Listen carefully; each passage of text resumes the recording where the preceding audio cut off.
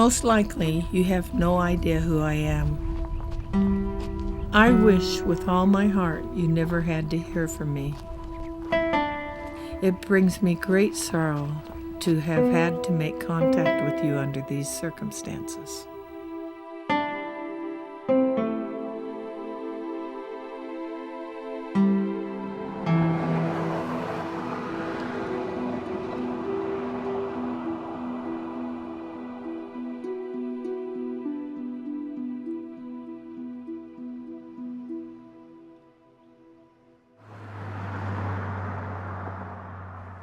I'm Donna Johnson, and I've lived in East Porterville since 1987. In 2014, our well went dry, and when they tested it, they thought they could lower the pipe 10 feet. But I told my husband, I said, I think he went to the bottom last time, but I don't remember. And when he got the 10 feet of pipe and put it on, and he started to drop the well down, and we heard a thud, and there was still 10 feet of pipe above the ground, there was our sign. We were dry.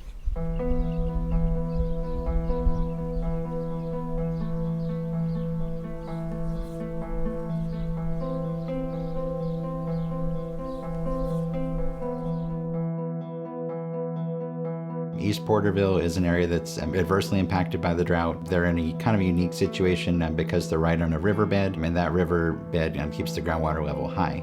So all of their wells are very shallow. As we're in the 4th year of a drought and that river hasn't run in over 2.5 years, the groundwater table fell very quickly out from under them. With their very shallow wells aren't able to reach water now as they always have been able to.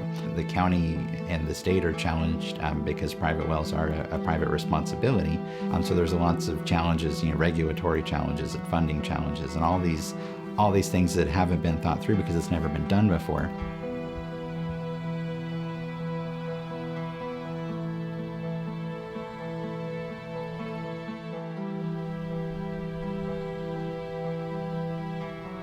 When we start getting reports of people's wells going dry and them not being able to get any help, it saddens me. We're the state of California, we're the 8th largest economy in the world, and we're not providing water to people. We're aware of folks going without water for over a year, even a year and a half now, straight with no running water in the home. Typically what's happening is they're bringing in buckets and barrels that they're filling up at a relative's home, they're filling up at work, they're buying water from a nursery, they're filling up in a park in some cases.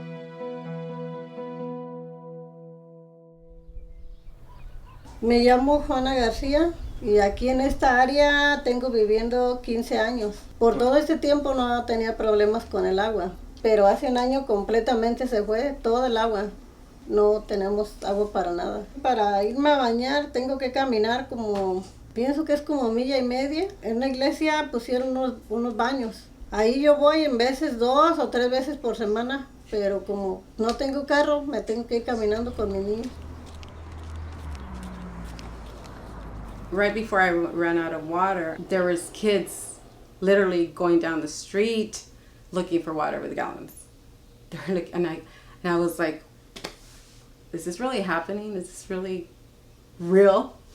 We used to run to the stores, and run and drink some water or go to the bathroom, There was a couple of times that we had to go to the bathroom back in our yard, and start digging, I mean, it was, that we got to find a way, because we couldn't use the toilets.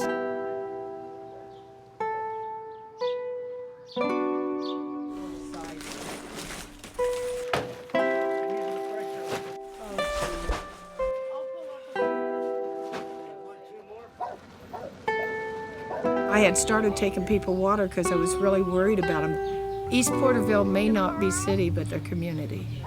If people get sick out there, it's going to affect the city. It's going to affect everybody. I've seen this happen because I went with my mom-in-law, who's a county public health nurse and a Red Cross nurse as a kid.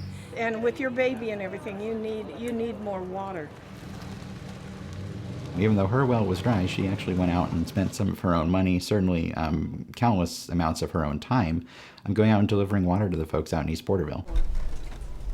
Donna has just been a godsend, bringing us water and paper plates and stuff just so we can just basically survive. Wasn't for the drinking water, we'd be out of water. She helps us a lot. Yeah, Well, she's a real good friend. They've been real nice with me with respect to the water supply, yeah.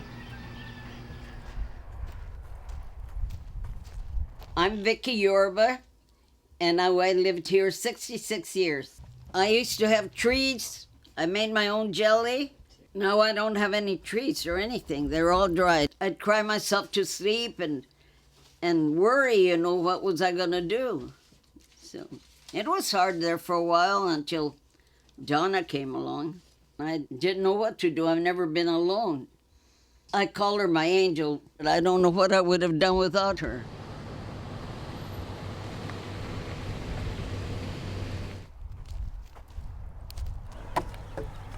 How's your water today? Need some water? Yeah, of course. And she likes her coffee, and she needs water for the coffee. Yeah. And Luann's a sweetheart. Yeah. We don't want her to be without water.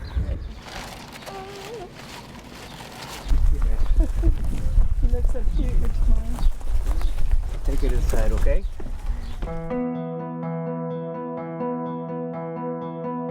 This young man here delivers mail. His wife has her own beauty shop in the house, and she can only cut hair because she doesn't have any water. He rents this house out to her in-laws. They're both out of water. All of these houses are out of water there, and all of those in that corner are out of water. This is a nice older couple. They're both out of water. They remodeled that house and moved into it. This house is out of water. There's two houses here. They're both out of water.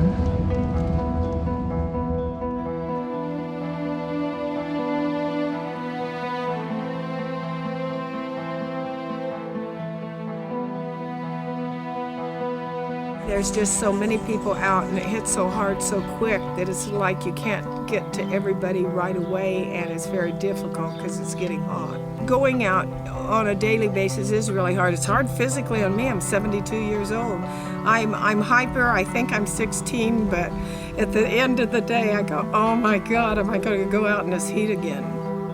Sometimes my back hurts. My arms hurt, I don't want to do it, and I go, I gotta do it. I mean, there's people a lot worse off than me, and there's an old adage, if you're depressed or if you're upset, help somebody worse than you, and it makes you forget about yourself. Pues después que tenía 2 semanas que no tenía agua, mi hija venía caminando y se encontró a Dana y miró que traía botellas de agua en la troca. Le dijo que yo tampoco no tenía agua, que si nos podía traer. Y fue cuando ella vino para mi casa. Y ya empezó ella, miró que no teníamos nada de agua, me preguntó si tenía barriles para poner el agua. Y empezó a traerme agua de su casa y me dejó botellas de agua y por el momento esa es la solución.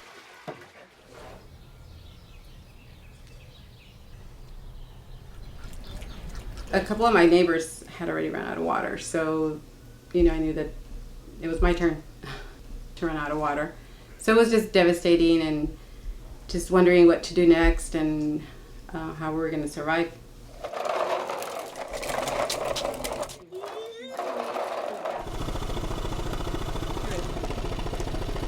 My son has cystic fibrosis, and it's a chronic illness that affects his lungs, his growth, his weight. Basically, the challenges are trying to keep all his nebulizers clean, sterile. They have to be cleaned every time they're used, and they're used 3 times a day. I use about 1 gallon to clean everything out, and it has to be clean water. I used to send my kids to school with the same clothes, They started kind of bullying my daughter, my kids in school, like, hey, you don't shower, you don't have any water. And it got to a point that it was really bad. She goes, well, Mom, I'm not going to school no more. And I started kind of like to talk to the principal, you know what? You guys got to do something about it, because I don't think it's right that my daughter, every time, I'm struggling with her in the morning that she doesn't want to go to school. I can support anything myself, but my kids, they're my kids. I'm used to a routine of there's baths every night for my daughter, sometimes twice a day. Plus, she consumes a lot of water with laundry because she's incontinent and her bedding is constantly have to be washed.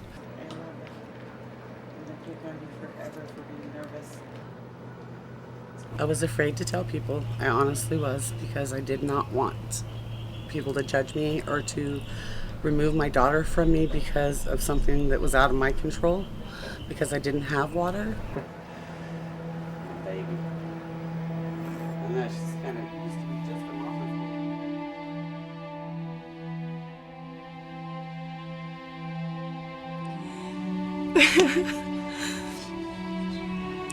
The hardest part about doing this is watching these people suffer.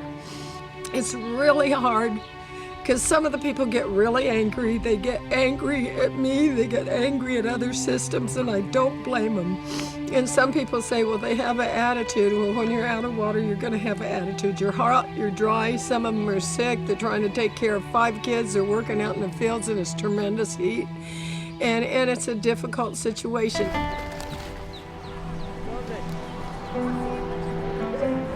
I know the emotions that go with it. Because you watch your plants die, your trees die.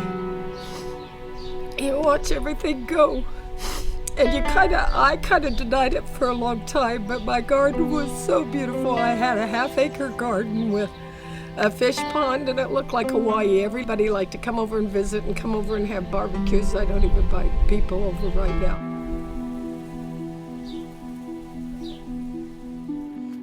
If I go to my backyard, it's like, you know, it's depressing to go out there and everything's just dead.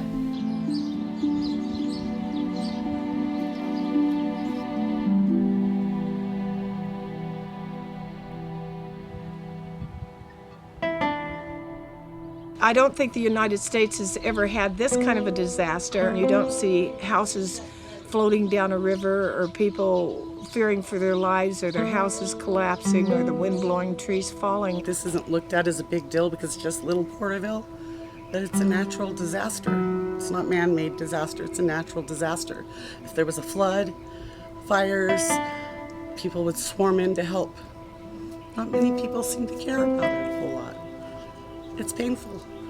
Some people have likened the conditions to what you might find in a second world, third world country. Make no mistake, it is a disaster. It's not something that that meets what we consider the quality of life or the standard of life here in the United States. Unfortunately, you can't sell a property without water for hardly anything. So you see a lot of people having to just walk away, take a foreclosure, do whatever because they can't sell it. They can't get out from under that house right now with no water. Some of them are selling their houses at low prices. Others are just hanging on. It's like survivors hanging on to a boat when a ship just sank.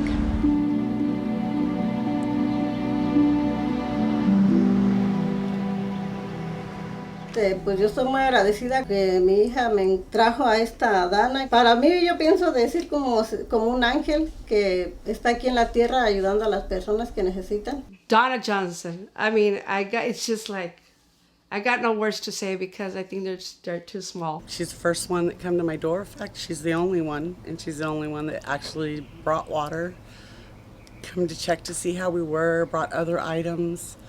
She called, she checks on me, she checks on my daughter, she checks on our family. She goes door to door in the heat, sick, wore out. She means a lot to me, a lot. She's like my savior.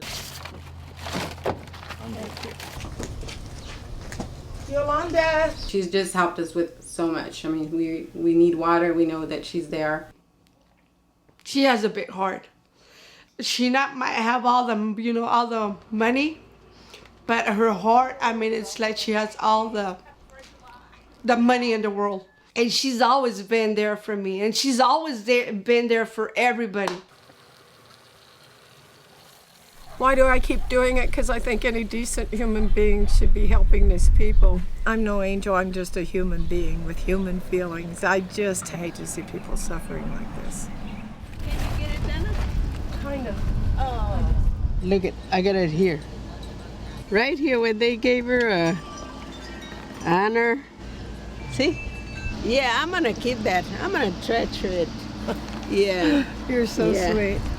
Donna stepped up and made a really big difference. And I've had her up to Sacramento in hearings. I've been down here talking to her at the local level. That woman is a saint. She stepped up day one.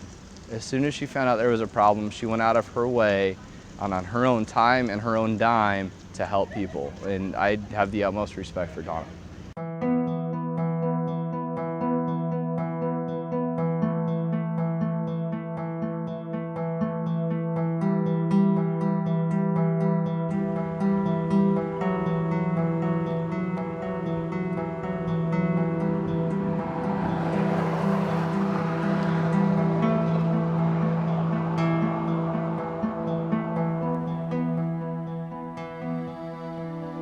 No, yo nunca pensaba que se fuera a ir el agua, porque yo me puse a pensar más que nada en mis hijos.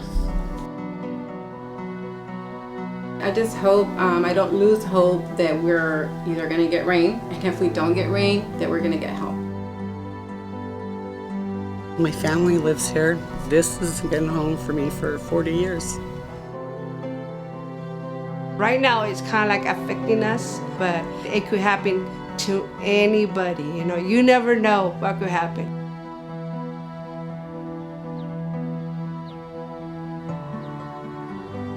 I want to do it until I know everybody has a permanent solution, and I can't stop until then. I know other people could bring a lot more. I know others could do more, but it's giving them hope. Just letting them hang on a little longer, you know, until we get a permanent fix.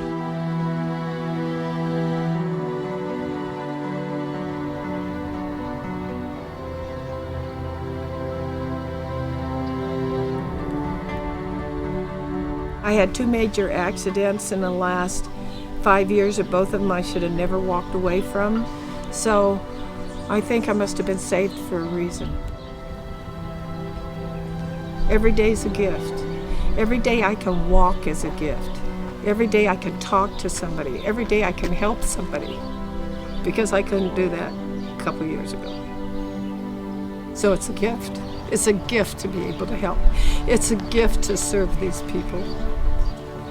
And I'm grateful.